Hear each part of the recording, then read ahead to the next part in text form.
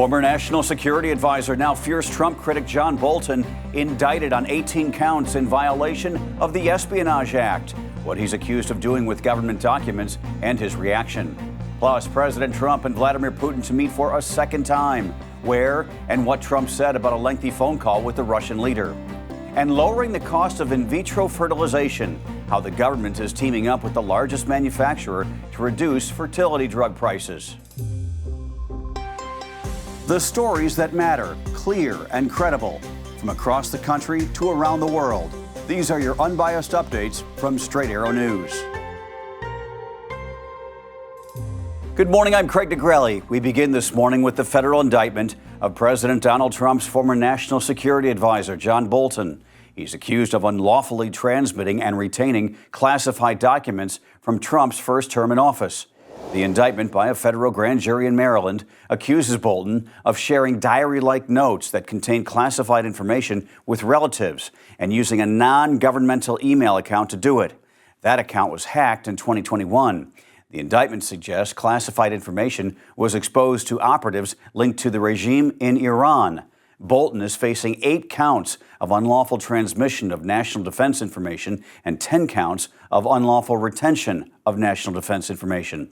Bolton served as Trump's national security advisor in 2018 and 2019 until he was ousted by the president because he disagreed strongly with many of Bolton's suggestions. President Trump reacted to the news of Bolton's indictment while speaking with reporters at the White House on Thursday. I didn't know that. You told me for the first time, but I think he's, a bad person. I think he's a bad guy. Yeah, he's a bad guy. It's too bad, but that's the way it goes. That's the way it goes, right? Bolton is the third Trump adversary to be indicted in recent weeks. Former FBI Director James Comey and New York Attorney General Letitia James are also facing federal charges brought by the Trump administration. In a statement, Bolton said the indictment is just the latest in the president's retribution against him, saying, "I have become the latest target in weaponizing the Justice Department to charge those he deems to be his enemies with charges that were declined before or distort the facts." Bolton is expected to surrender to authorities as early as today. Expect them to continue. That's the word from the White House when it comes to blowing up boats in the Caribbean that it deems are drug vessels run by cartels, mainly from Venezuela. It happened for the 6th time in recent weeks on Thursday. The U.S. military conducting an airstrike on a boat. This time, there are reports of survivors. In what appears to be a related story, the commander of the Southern Command overseeing U.S. policy in the Caribbean and the waters off South America, Admiral Alvin Halsey, is abruptly retiring at the end of the year. Defense Secretary Pete Hegseth on X saying Halsey demonstrated unwavering commitment to the mission, people, and nation. But some are questioning why an admiral with 37 years of service would suddenly quit a job he started last November, when typically these posts last 3 to 4 years. The Pentagon did not elaborate on Halsey's impending retirement, telling media outlets to read Hegseth's statement on X. President Trump is now turning his international focus to the war between Russia and Ukraine. He went on Truth Social Thursday morning with a surprise post that said, "I am speaking to President Putin now." The conversation is a lengthy one. About 2 hours later, Trump followed up with a second post that said he and the Russian leader have agreed to meet in Budapest, Hungary, to see if, quote, "we can bring this inglorious war between Russia and Ukraine to an end." No specific time or date was revealed. But Trump also said that a U.S. delegation led by Secretary of State Marco Rubio will be meeting with high-level Russian officials next week at a location to be determined. Trump says he made great progress in his call with Putin, who he says congratulated him on accomplishing peace in the Middle East. Putin's envoy, Kirill Dmitriev, also posted on X that it was a productive phone call between Putin and Trump, saying the U.S.-Russian cooperation will prevail, while calling the UK and EU warmongers. You'll recall Trump and Putin met in August in Alaska for nearly 3 hours, but those talks did not lead to peace between Russia and Ukraine. Later today, President Trump will host Ukrainian President Zelensky at the White House for more talks about Putin and ending the war. President Trump has announced plans to expand Americans' access to in vitro fertilization by making the drugs more affordable. Trump says the largest fertility drug manufacturer in the world, EMD Serono, could reduce its prices by more than 70% on Trump RX. The drugs typically cost about $5,000 per IVF cycle, according to the president. Nonprofit research group KFF says most IVF patients in the U.S. pay out of pocket for treatment. Trump also announced his administration is expanding access to fertility care.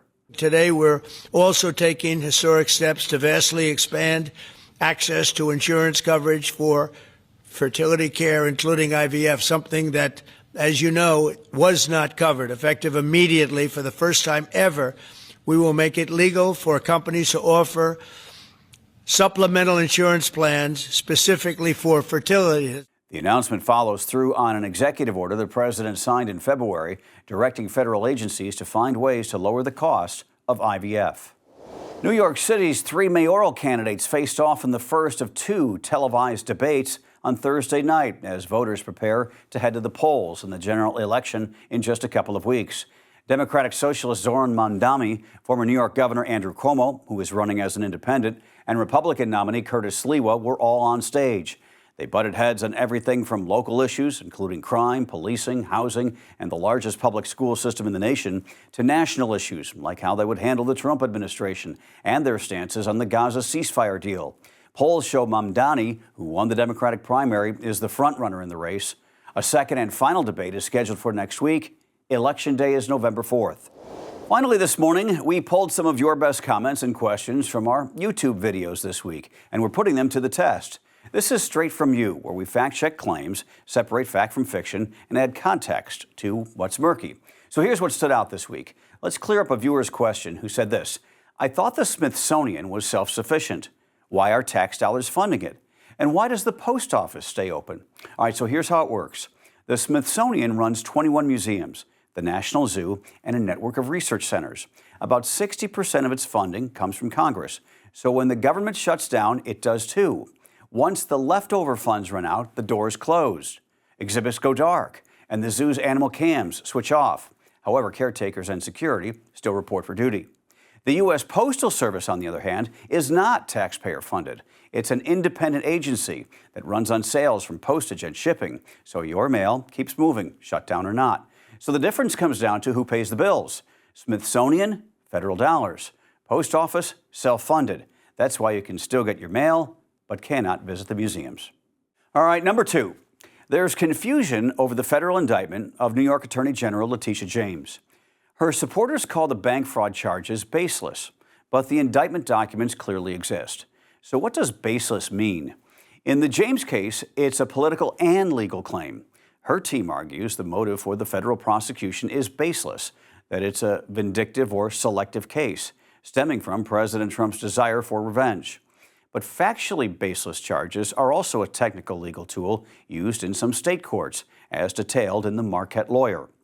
This is an intentional plea bargain where a defendant pleads guilty to a lesser crime that the evidence doesn't support to avoid conviction on a more serious charge that the evidence does support.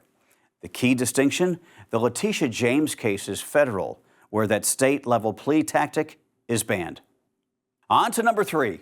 A viewer commented that the terms hostage and prisoner are biased.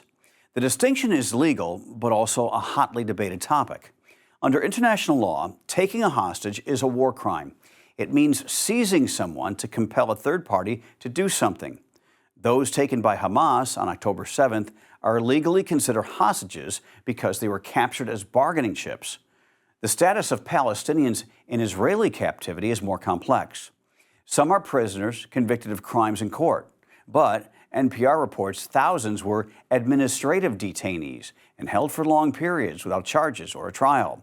Some UN experts argue these detainees also meet the legal definition of hostages, claiming they are used as leverage. Other groups strongly reject this, calling it a false equivalency. All right, keep dropping those comments and asking questions on our SAN YouTube page. We love seeing them. We'll tackle the biggest ones next week. By the way, want more Unbiased Updates? Sign up for our newsletter. It's just the facts, no fluff, delivered right to your inbox each morning. Go to san.com/newsletters. Those are your Unbiased Updates for this Friday. Our crew is back on Monday. For all of us here at Straight Arrow News, I'm Craig DeGrelli. Have a fantastic Friday.